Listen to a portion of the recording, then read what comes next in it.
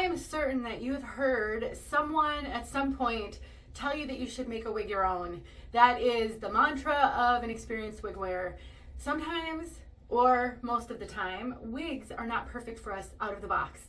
It's really, really challenging to make a wig that's going to work for everybody. So wig manufacturers make wigs with the thought, or even the expectation, that you will modify it to make it your own.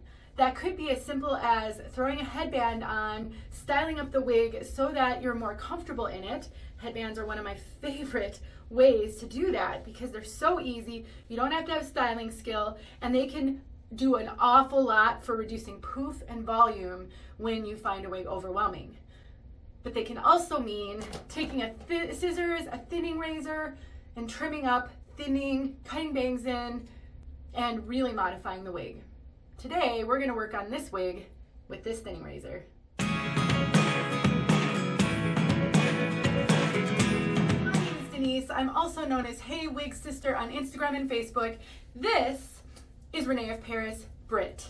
I recently reviewed this piece, and I talked in that video a little bit about some of the things that I would do to make this one more my own. I got a few requests to actually do that on video, and that's what we're here to do today. I have done an awful lot to a lot of wigs in my wig closet. Sometimes I pluck the part line, sometimes I take heat to the wig to get lift in the front or to fix a part line that isn't cooperating. I have so many videos showing all of these things.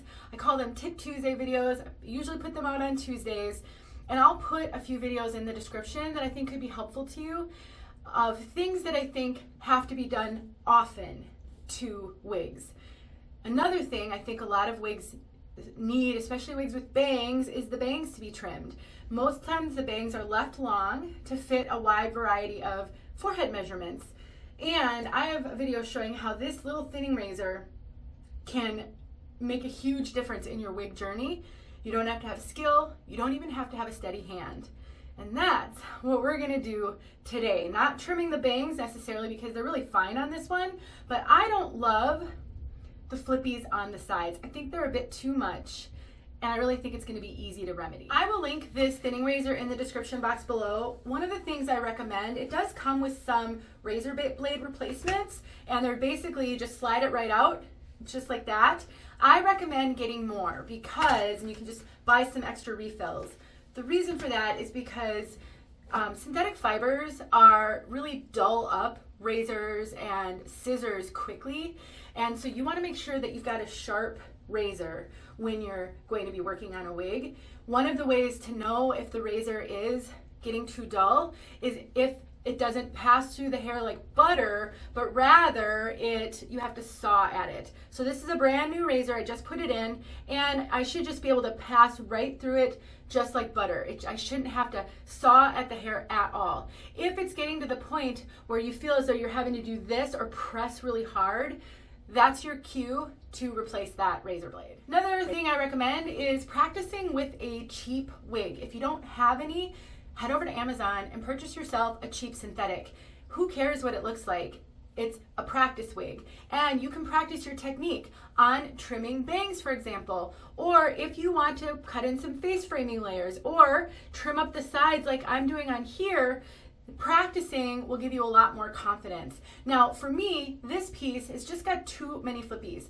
I would just tuck the hair behind my ear, but the problem is these go way, way back, so I can't really tuck these pieces.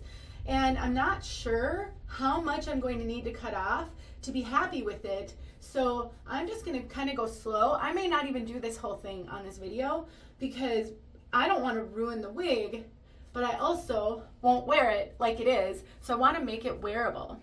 But as we all know, the hair will not grow back. So if I do too much, then I've ruined the wig. So this is somewhat trial and error. And I always recommend you go very, very slowly and even pause and come back to the wig at a later date because it can be really easy to overdo it. And taking a break and walking away from the wig for a while could really make a huge difference. Now, part of what I want is just to be able to tuck the hair. So as I'm tucking it, I'm kind of seeing what's still happening to it.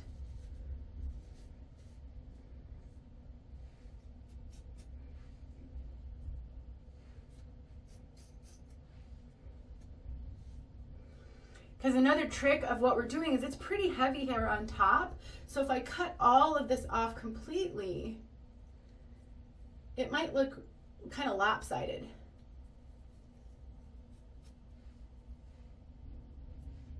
Fiber in my eye.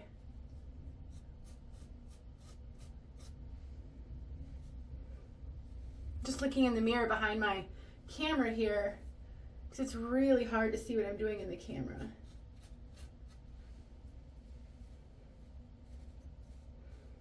I'm just a little bit concerned of this side. It's so heavy over here. And I'm just really afraid to overdo it. Oh, that's a little better. You can see that it's tucking better. That's really my goal. That's what I'm trying to get to with this, is to be able to tuck it. I don't need to get rid of everything. Just enough to tuck. See how much better that's doing? It's just a little thick right here, so it doesn't all want to tuck. Oh my gosh, that's so much better. Can play with this. Another goal is to wear this with a headband so it can look really cute, and getting rid of some of that hair on the sides is going to help that a lot as well.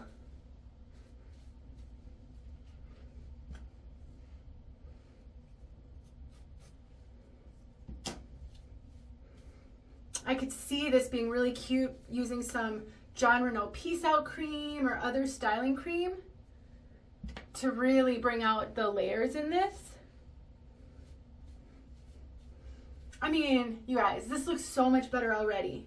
And this is all I took off. Just that right there. Not a ton, but it looks so much better. And just kind of playing with it. It's really important to play around and see how the hair is going to lay so that you don't take off too much.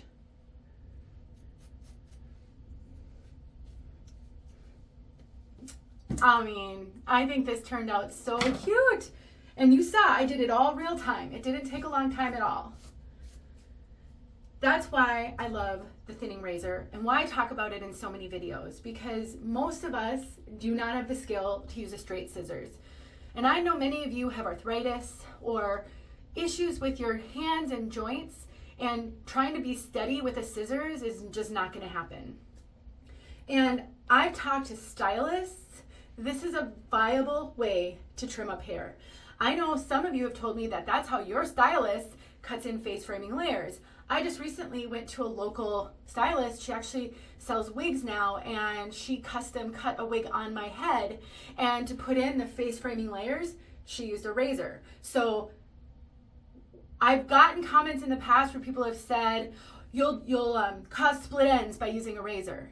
That's why you use a sharp razor, that you don't continue to use a razor that has gone dull, because yes, then you could cause the ends to fray, but a sharp razor that goes straight through the hair like butter isn't going to do that. So I strongly recommend that you pick yourself up a razor, even if you don't think you're going to do this very often. They're under $20, and you just never know when you're going to get a wig that has a wayward strand, or like you saw, some of these were sticking out really badly and I couldn't get them to stop sticking out. Just cutting off a little bit of the end to prevent it from sticking out, maybe all you have to do. You don't have to do major surgery to your wigs to benefit from having one of these. Hope this helped. Let me know if you have questions, and I'll do my very best to answer. You can do this. It's really scary in the beginning. I was terrified. Things did not go well for me. You see me now at the end of my story. In the beginning, I cried all the time. I thought wigs looked horrible on me. I didn't know what I was doing. I'll never forget the first time I saw a reviewer put a wig on camera. I cried my eyes out, because up until then, I had never seen anyone actually put a wig on their head. And so I didn't even know if I was doing it right. Her name is Amber. Her channel is Fabricating Fringe. She is amazing, and that's why I almost always put my wigs on camera when I take them off to show inside the cap, because it may be a little thing to an experienced wig wearer, but to a new wig wearer, just that little move could mean everything. I love you guys. I hope you're having a good day, and know that I am praying for you, and I know this will get easier. See you soon.